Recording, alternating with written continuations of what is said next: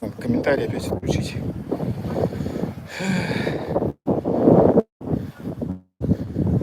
Так, все сообщения. А где там? Ладно, чат. Все, только для подписчиков. Заново художник ты. Тот, оказывается, я вел. Как нажал-то, блин? Капец. Я и тут думаю, что люди то выходят так массово, то заходят. Да, ой. А что здесь? Короче, здесь почему-то можно купаться. Хотя время уже кончилось, типа. А там нельзя. Оказывается, сюда надо приходить. Здесь купаться.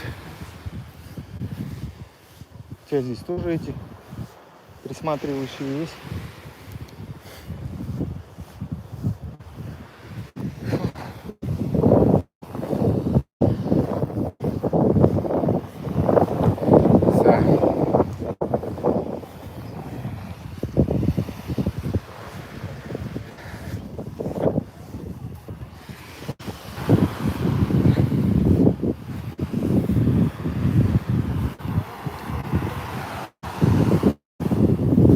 Оркты.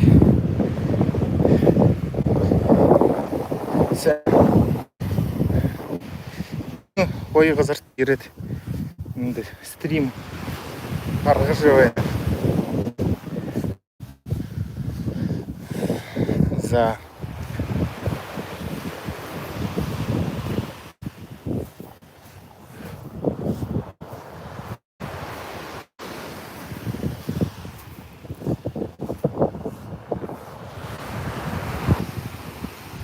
Ну ладно. Я вот, блин, там, знаете, столько говорил, а звука не было. Вот это прикол. Ладно, заново придется. На чем я, интересно, остановился? Смотри, давайте начну с того момента, что... Смотрите, вот как выстроено все управление в Рашке. Соответственно, также все и в Бурятии. Один в один. И видите, почему, вот я сейчас вот тезис скажу и буду его доказывать, да? Почему независимость Бурятии, просто обречена Бурятия на независимость сейчас? Да и в принципе, я думаю, в 90-х тоже была обречена. Почему? Потому что давайте расскажу, почему Бурятия пока что находится в оккупации, да? Смотрите, как все выстроено-то в Рашке. То, что во власти занимают те люди, ну, которые объективно на такие должности, ну, совершенно не подходят. Посмотрите на самого Путина, да? Да даже не только на него, а на само устройство этой, как бы, недостраны, да? То есть же форма у них якобы демократия, в реальности это никакая не демократия. Но что тогда? Это монархия или что? Как вообще можно назвать-то? Ну, по сути, автократия. Но прикрывается как будто бы якобы демократией. То есть проводят даже какие-то формы. То есть, понимаете, это же на самом-то деле, согласитесь, но где, в какой демократии такое может быть, что несменяемая Дума, несменяемый президент, и у народа никаких рычагов власти, никто его мнение не спрашивает, ему даже это мнение дают высказать. Вместо него это мнение формируют. Вот в чем дело. И такие люди, получается, полностью компетентные, полностью неподходящие, они занимают высокие кабинеты, управляют страной, принимают решения, которые они вообще где-то принимать решения могут где-нибудь в туалете, там, бюрами, да, или еще кем-то. Соответственно, видите, вот если мы возвращаемся к нашим баранам, да, получается, Хомутаеву и к БНД. Понимаете, я поначалу уже думал, что этот человек, Хомутаев, реальный деятель 90-х.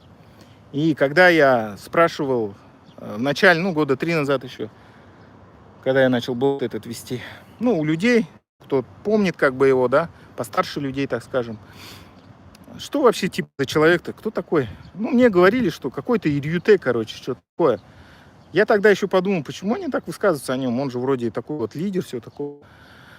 И сейчас я, понимаете, посмотрел его вот эти вот как бы видосы, то, что он там, какую он ахинею несет, да, занимается тройболизмом. Еще понимаете, смотрите, вообще для чего ему это надо? Он же уехал в США давным-давно, уже 20 лет. Он там должен уже радоваться не то, что какому-то буряту, да, любому буряту, а вообще хотя бы даже русскому земляку своему, да, ну, там, он из Бурятии, из Иркутской области, из Читы, ну, то есть любому человеку. Понимаете, он в США уже 20 лет живет, а несет сейчас вот эту вот херню про деление на рода, там, ну, просто, понимаете, только Илью действительно сумасшедший человек такую херню может нести. Либо по заказу. Но я как бы ни то, ни другое не опровергаю. Мне кажется, и там и то, и то, и то. Просто понимаете, вот, ну, посмотрите тоже на Путина, да, на других. Это разве вообще адекватные люди? То есть всем давно очевидно, уже Токаев даже говорит, что типа Володька, все там уже завязывай херней заниматься, а он все равно это вот ахинею несет свою. Кто мне там звонит? Поэтому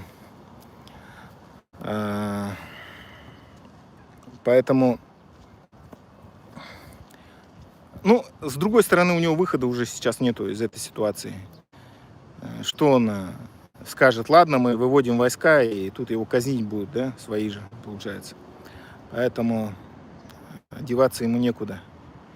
Но это уже, понимаете, он становится как бы посмешищем, понимаете, еще, ладно бы это было на территории там Китая, не знаю, самого Казахстана, но это уже на территории Рашки происходит, то есть в Омск приезжает Токаев и такое говорит, понимаете, в лицо, и тот вынужден сидеть и хавать, типа, но...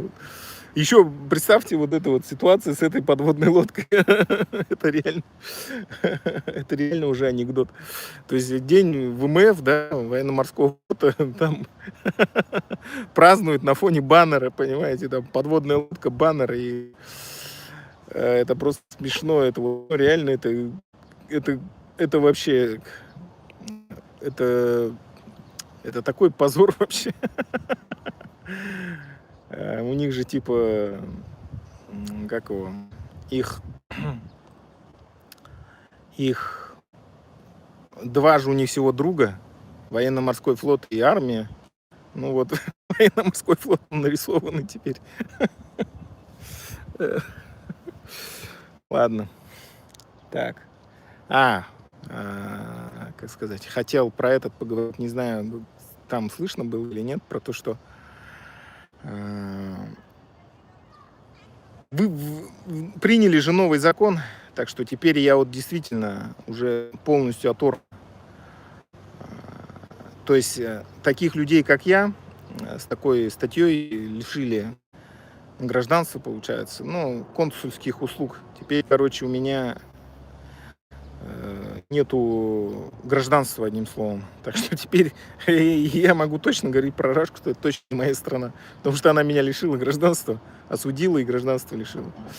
Такие вот дела. Так что я теперь, как герой, паспорт, помните, у него паспорта не было.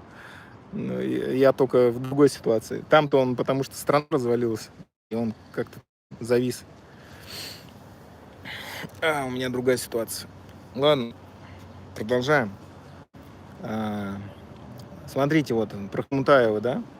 Понимаете, человек, который позиционирует сам себя и его родственники, земляки, как лидеры бурятского народа, но он такой ахинею несет, да? Я вот эти ролики выложил. К сожалению, пока наше общество, оно не готово на эту тему говорить. Вот именно поэтому, понимаете, есть некие запретные темы, которые в обществе не обсуждаются. И вот на такие вот темы ставят вот таких вот, я сейчас еще объясню, с какой целью, таких как Хомутаев, как БНД. Зачем это надо тоже? Понимаете, смотрите, как человек как Хомутаев, с таким, ну, это масштаб личности, ну, это просто, я не знаю, это он как подросток, 12 лет, как будто бы, знаете, такие размышления. Ты того рода, значит, ты трус еще. Это просто он идиот. Я жалко, раньше не видел, сейчас только увидел. Там тоже какой-то идиот появился в сети, нарезки стал делать. Ну, либо бэшник, либо кретин какой-то. Ладно, ну, просто смешно. Но, к сожалению, понимаете, наше общество, оно на такие выпады не реагирует. Почему? Потому что это, в принципе, не говорят о таких темах. Пока закрыта эта тема. Видите, я к чему клоню-то? Потом, ну, как бы, сделаю вывод.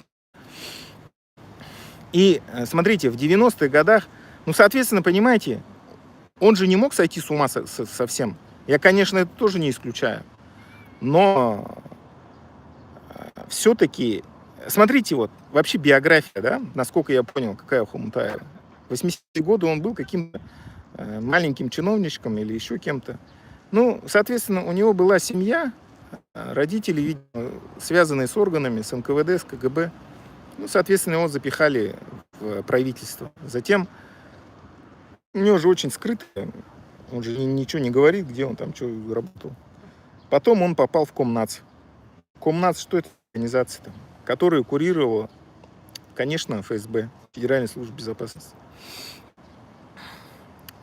Как он, получая деньги от этого Комнаца, не мог согласовывать? Но понимаете, я работал вот в этом РЦНТ, главным специалистом, но я рассказывал, да.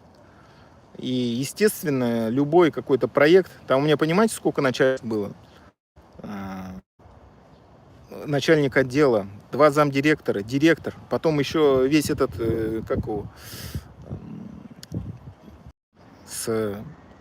хотя бы замдиректор кто-то должен утвердить. Но сперва должен начальник отдела посмотреть хотя бы. То есть, понимаете, ты сидишь на казенной зарплате, делаешь проекты, за которые тебе платит государство. Ты что, не ходишь, не отчитываешься, что ли?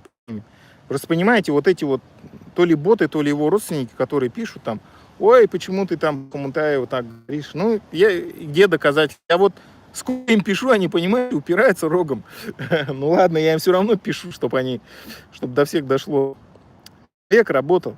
Понимаете, смотрите, вот я-то работал, но мы-то себя там не позиционировали, что вот мы боремся за права бурятского народа и так далее. Это просто вот подведомственная организация. Мы там делали то, что, как сказать, съемки какие-то. Помню, снимал видео для девчонки, которая готовилась к этому ердынским играм. Ну, что-то такое, короче. Вот то, что надо по бурятской культуре. Хотя, по большому счету, я это и не должен был делать. У меня, то есть, вообще другая там, как бы, задача была.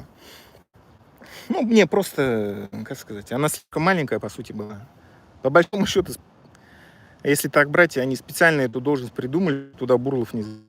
И меня еще взяли туда. И поставили мне такую задачу, чтобы не реально кино занимался, а этим, кинофикацией. Ладно.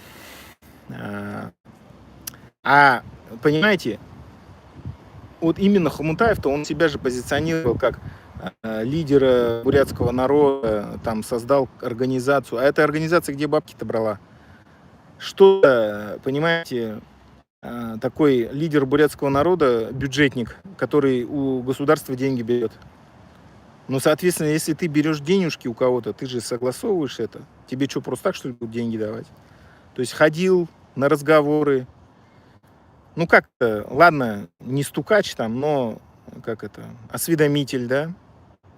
Ну, как-то так. Ну, ладно, может быть, он там никого не закладывал даже, но он же согласовывал свой контент, который он делал, книжки, которые выкладывал. Причем там книги выходили под его, получается, ну, он же там директор был в этой организации, великие выпуски из Хори Бурят и так далее. А сейчас так про Хори Бурят говорит. Понимаете, у нас, вот, что плохо, нету института общественности, которая бы реагировала на это, на вот такие вот заявления. Потому что наш народ, он привык, что эта тема запретная, и на эту тему не высказывается. А вот государством, понимаете, вот ставятся такие, как Хомутаев, как БНД. БНД так вообще это, по сути, уголовник. Он уголовник не по политической статье, а по именно уголовные. Это же превышение должностных обязанностей. То есть он занимался этими побоями, внесудебными расправами, причем еще и будучи командиром роты специальных операций. То есть, по большому счету, на него по материалам, ну, по-любому же ФСБ мой канал смотрит, ну, если бы по закону, да, они должны были бы посмотреть, увидеть это видео, начать какую-то, это же, как сказать, их ведомственная работа, они должны начать, увидели же видео, где он признается, то есть они должны начать какой-то разбор делать, да, опросить, кто там сидел тогда, были ли пытки, его этих коллег опросить, как там дали, дела поднять. Ну, по большому счету, это вообще... Видите, в чем моя претензия вообще к этим всем? К Молодаевой, к Хамхалаевой, к этой Вьюшковой. В том, что эти люди прекрасно знают, что этот человек не просто же он, как сказать, блогер какой-то, да, вот якобы там активист, оппозиционер, все такое. Это именно уголовник, понимаете, с уголовным прошлым. Человек, садист, который пытки проводил в отделах, в зонах. И понимаете, такие красивые слова говорят, да, с трибуны ООН или еще что-то. А потом вот сами умалчивают про то, что они фотографируются с уголовником, по сути. Хотя прекрасно знают его бэкграунд. И понимаете, говорить о том, что, ну, это такая система, там так позволительно делать, ну, это просто совершенно нельзя. Мы к чему стремимся? К бесправовой какой-то зоне, бесправовой территории. И тем более это объект для манипуляции для той же ФСБ будет. И вообще для русского мира. Почему? Потому что они будут выкладывать вот эти видео, да? Они же сами давным-давно и раньше меня все это сделали. Будут говорить, а вот смотрите, это вот оппозиция, это вот БНД. Видите, он людей пытал. У них и все уголовные дела, наверное, есть. Они сразу все это поднимут, скажут, вот он, задним числом его осудит. Скажет, он у нас проходит не по вот этой вот статье политической, а он у нас именно по уголовной проходит.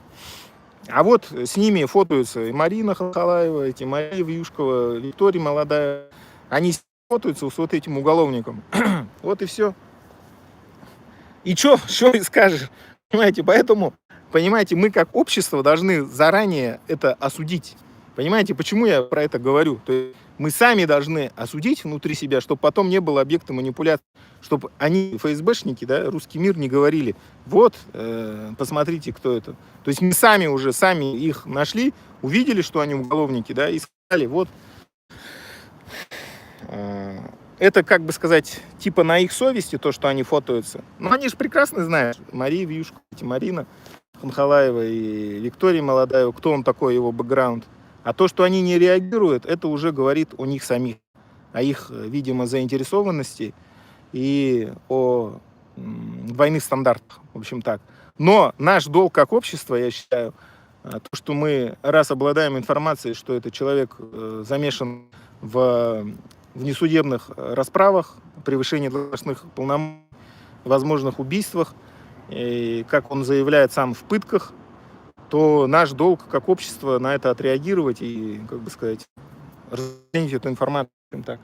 Ну и про этого Хамутаева. Ну, я говорю, масштаб личности, его заявление, его позиционирование его родственниками лидера бурятского движения с его реальными выступлениями и заявлениями вообще никак не резонирует, никак не совпадает. То есть, понимаете, человек совершенно не тот, за кого себя выдает. Понимаете, в этом самая вся проблема. Видите? Смотрите. Почему я говорю, что... Ай, ладно, долго собирался все уже.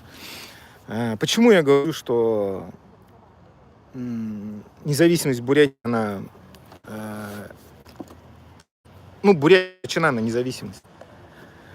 Потому что, видите, от нас скрывают же информацию о БНД, кто он в реальности, да, о Хамутаеве, кем он был, что он в Комнате работал, да, оттуда бабки брал. То есть, он был поставлен, можно сказать, государством, согласовывал, да, то есть не тот, кем он являлся. Понимаете, вот вся наша проблема, что Путин, что верхушка вся эта, что вообще вся эта верхушка, они не те, кем являются, не те, кем себя называют. Нет, все-таки потихонечку. Вот в чем наша проблема. Понимаете?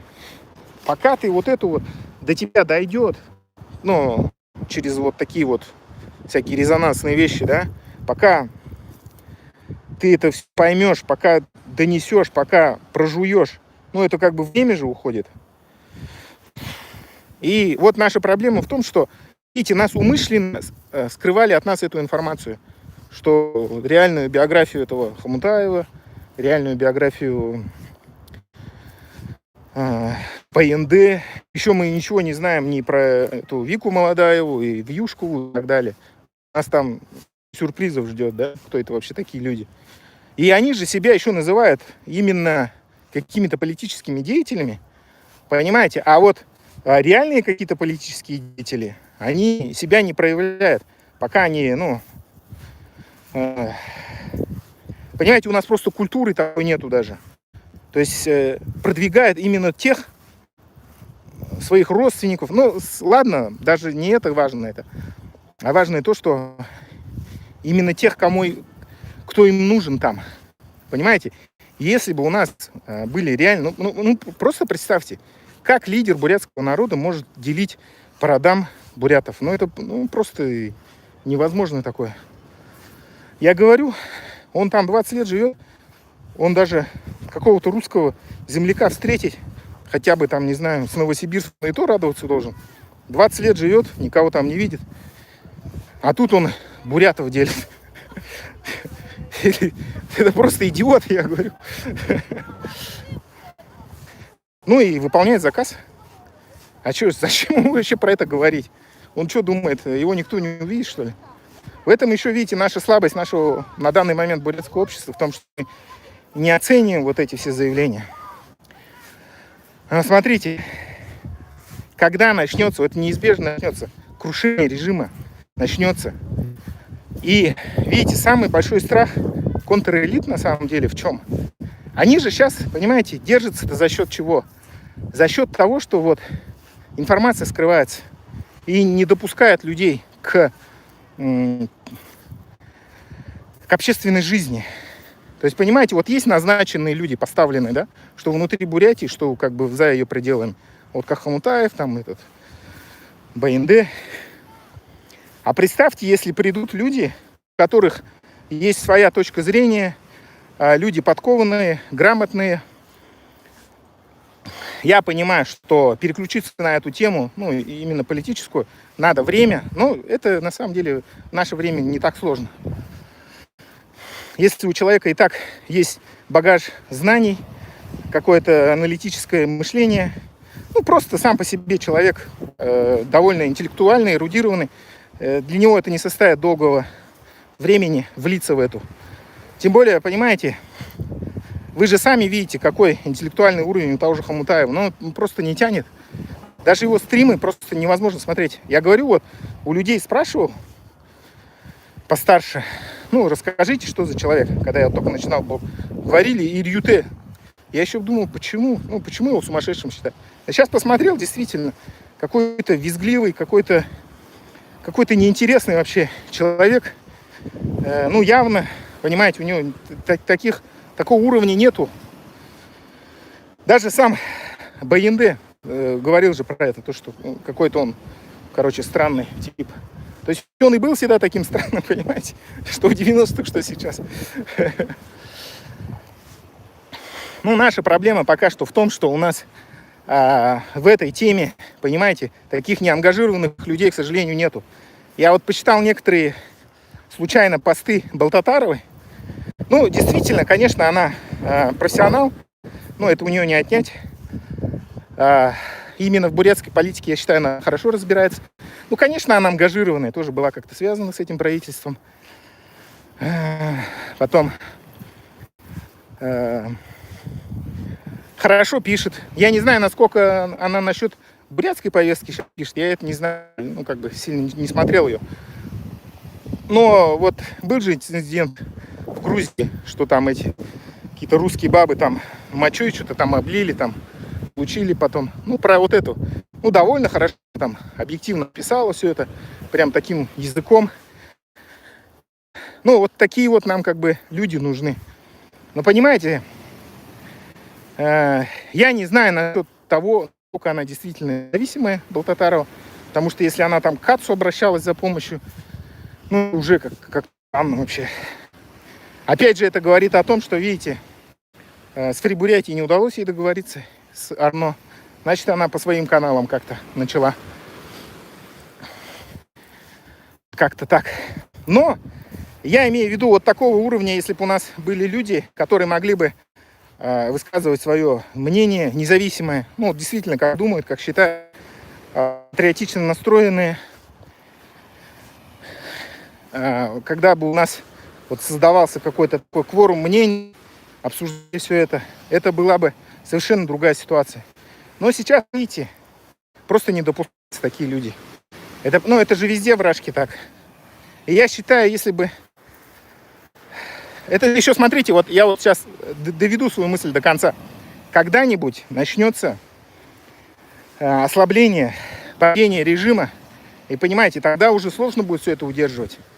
Тогда все это начнет вылазить. И смотрите, у наших контрэлит при падении их не будет никаких инструментов. Они как говорится, на этот... забыл, короче, ладно. Ну, всех они, короче, тоже точно не заставят молчать. И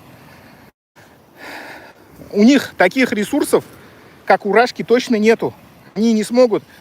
Если Рашка не может заблокировать Инстаграм, Ютуб, Телегу, то у нас, Бурятия, наши контрэлиты несчастные, они тем более не смогут. Понимаете? Видите, что контрэлиты, что сама Рашка могут выживать только в условиях, если высказывание, как-то жизнь общественная полностью задавлена и поставлены только нужные лояльные люди. Понимаете? Если же этот момент убрать, то наши контрэлиты, ну, представляете, если их самое великое достижение — это БНД и Хомутаев, ну, это ни о чем, понимаете? Они просто ни о чем, вообще просто ни о чем. Один, Дубак, как его еще называют-то, я забыл, Рашки, как называют, который на зоне сторожит. Ну, короче, вот этот человек. Другой, ну, просто как крейзи, да, сумасшедший какой-то человек. Ну, и просто неадекватный. И который, я считаю, что он просто скорее всего, он шарлатан, короче. Купил как-то свою диссертацию там, или что у него было научно. То есть никакой он там не профессор истории или еще что-то. То есть сами его труды, люди говорят, что это просто компиляция. Сам он ничего не открывал, чужих просто переписал, если он еще сам писал все это. Понимаете? И если, вот представляете, появятся настоящие буряты, профессионалы в этой области, в истории, которые начнут высказывать свое мнение, ну, просто там этому Хомутаеву ловить просто нечего будет. Ну и то же самое с БНД. БНД, я говорю, вообще судить должны, по идее, по-хорошему. Он же, ну, уголовник. Именно не политический, а уголовник. Я не знаю, какая это статья, но это, ну, превышение должностных полномочий. И, возможно, убийство. Такие вот дела.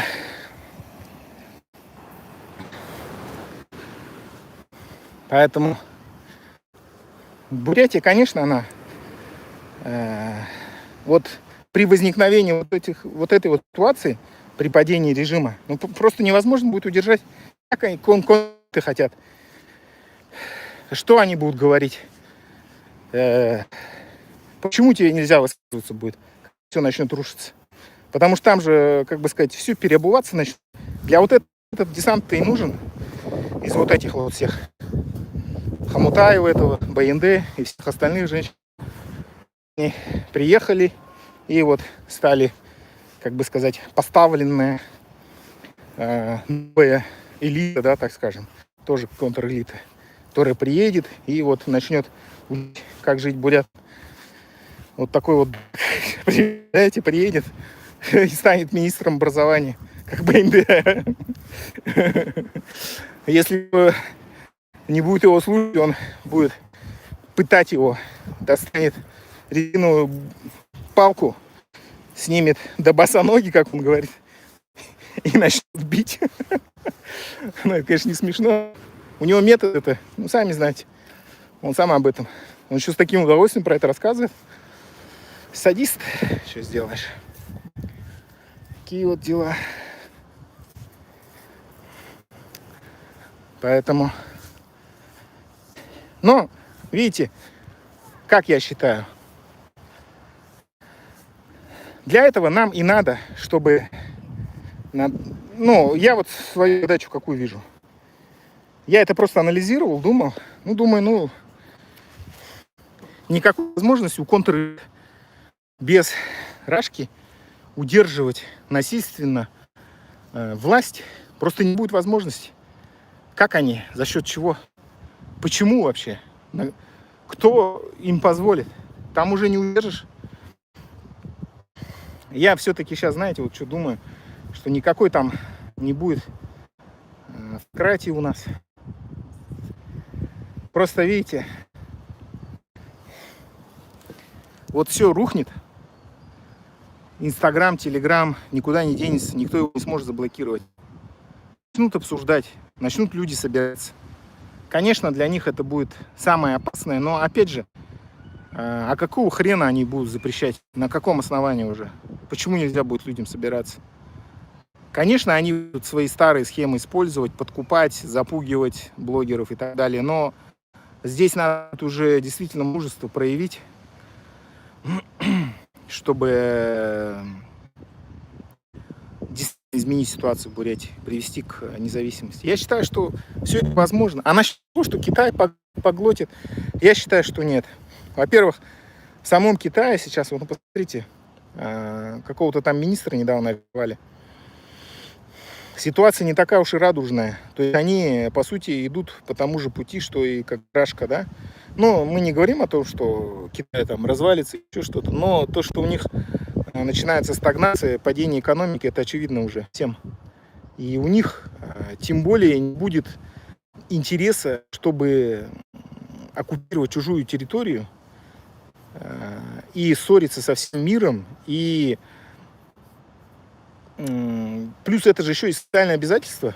То есть они будут сами, получается, платить пенсии и так далее, да, как-то обустраивать. То есть им это как бы не нужно на самом деле. А для того, чтобы это нейтрализовать, это просто сразу же заводить отношения с США, Европой, Южной Кореей, Японией, чтобы все посольства были, чтобы была торговля, другие отношения. Ну, то есть не допустить, чтобы у нас только один монополист был, который, как сказать, полностью себя все там заберет. Такая вот история. Так что, видите, по сути, у контрэлит они просто доживают свое время. У них, видите, они не то, что у них кто-то там даже силой заберет, просто они единственное, чем могут удерживать, только силой.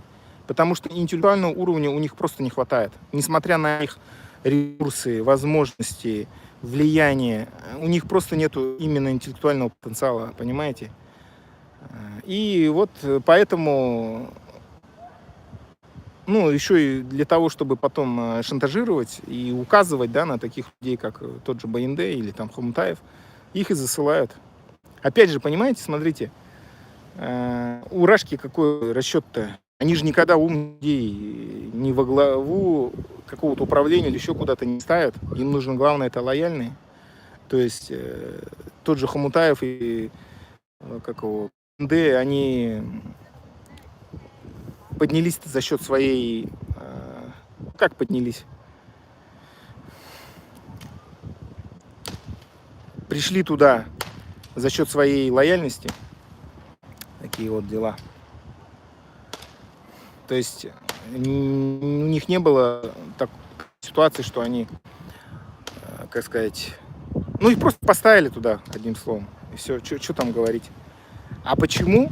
А, Они же понимают, ну, ФСБ в этом плане не дураки, что вот поставь умного какого-то патриотичного бурята, да, не Хомутаева, не БНД, ну, они же, вдруг они, как бы сказать, ну, как, типа, предадут или, как это сказать-то, перехватят инициативу, что-то начнут делать.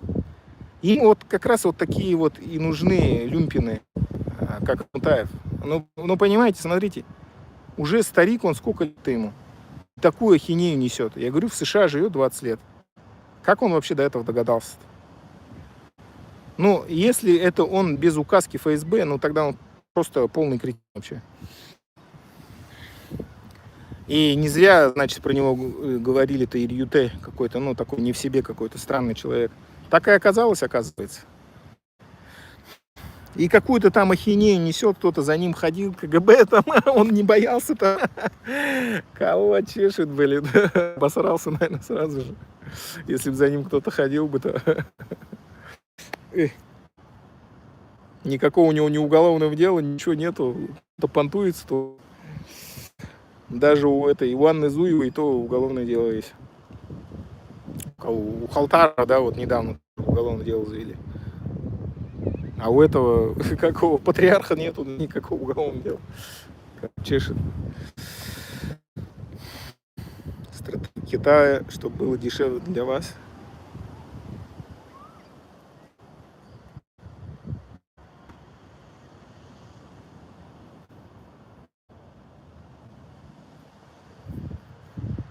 Разделяя власть, когда все начнется, опять начнется предел собственности.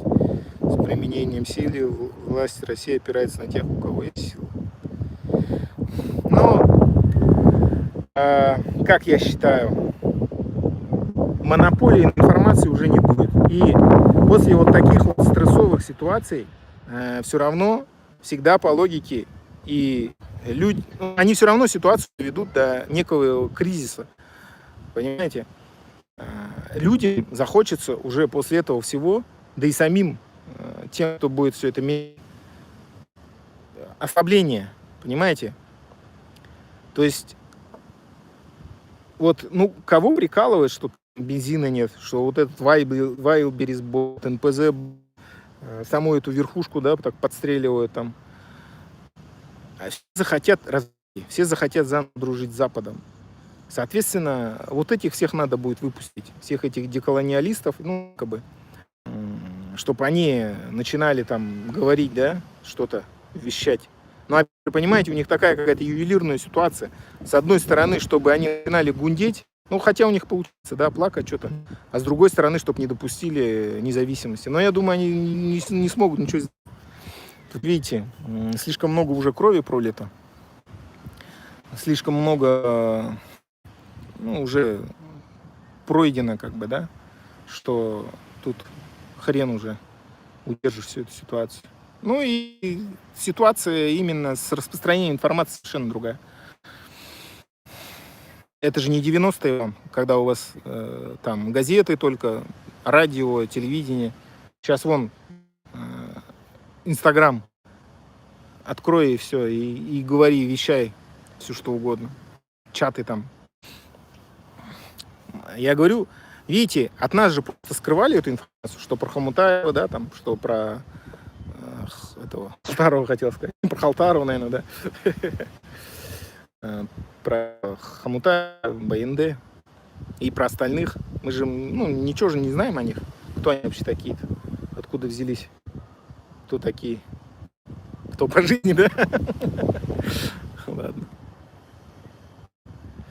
Так, что там? Хомутаев явно был коммунистом, только коммунисты могут подняться. Он на 100% пророссийский, живет в Канаде. В Канаде? В США живет. Путина в окружении полной бутафории. Но я уже говорил, да, что он там на фоне этого День ВМФ, на фоне этого баннера. Баннер распечатали.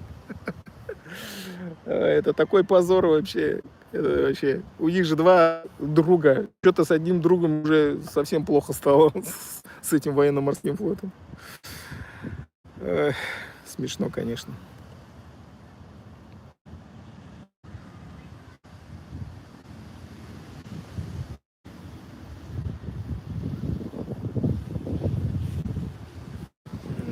Хомутаев, я думаю, он же в США.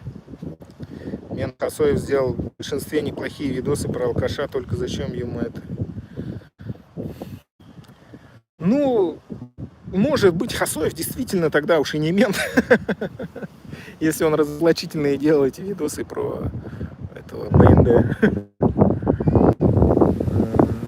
Посмотрим, не знаю.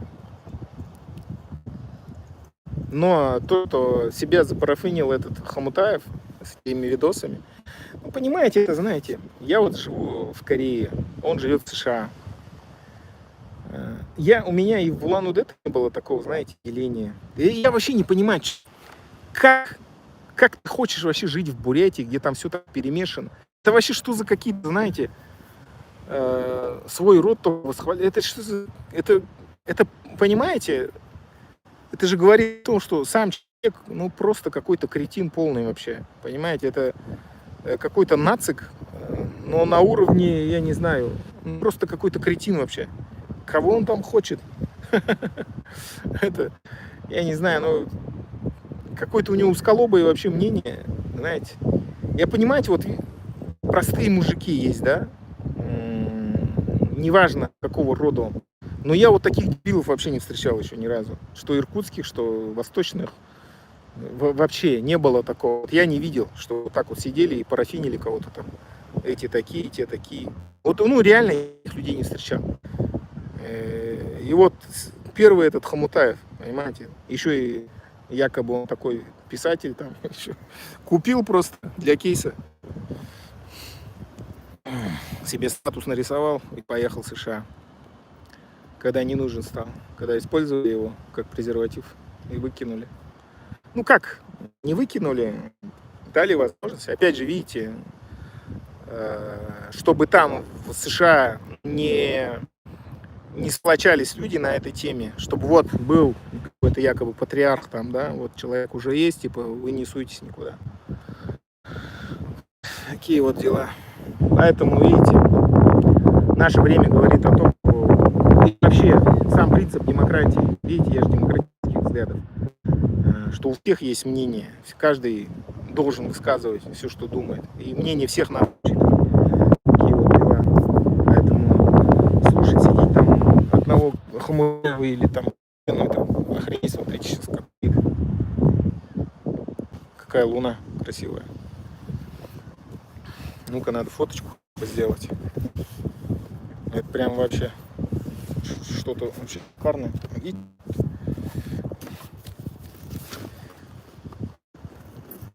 Если распад РФ, то часть уйдет Китаю. Да никто не уйдет, я только что про это говорил. Да Китаю ему делать нехрен. У них, понимаете, свои там проблемы. Ему обострение ситуации с США, с Европой нахрен не надо. Понимаете? Они очень прагматичные люди. Что им даст это, понимаете? Они что, идиоты, что ли, как захватывать чужую территорию? Ради чего? Что у них там лучше будет? Что, где телефон-то? Посеял, что ли, телефон? Телефон не могу найти.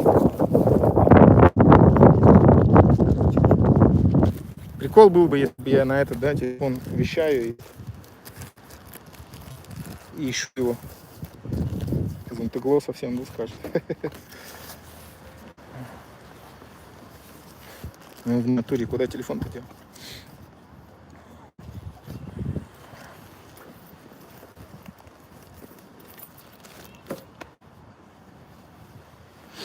Так, что-то реально найти не могу.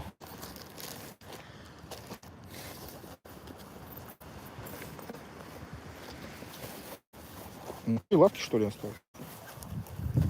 Походу, реально там осталось. Ладно, надо идти туда тогда. Так, сейчас, минуточку.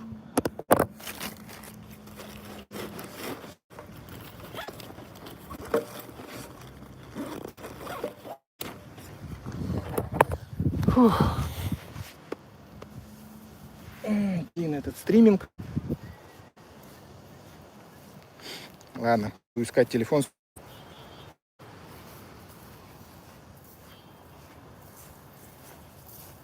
Надо еще ту лавку найти теперь. алкаша публиковали пару раз в шорцах. Ну, меня там тоже публиковали, но я думаю, что там почему публикуют? Потому что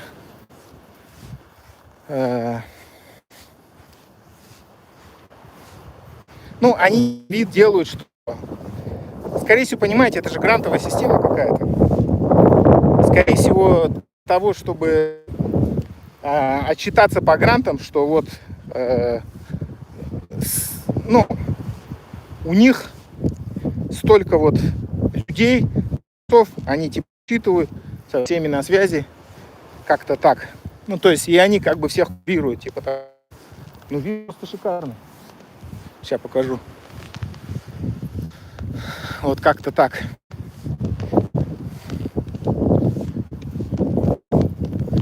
Поэтому, скорее всего. Ладно, ну худут, наверное, надо заканчивать, потому что мне надо с этого телефона будет позвонить еще самому себе. Такие вот дела. Надеюсь, найду свой телефон. Второй. Зану худут. Байрла, комментарий, лайки, ты. Зену худут. Дахину затра, байрте.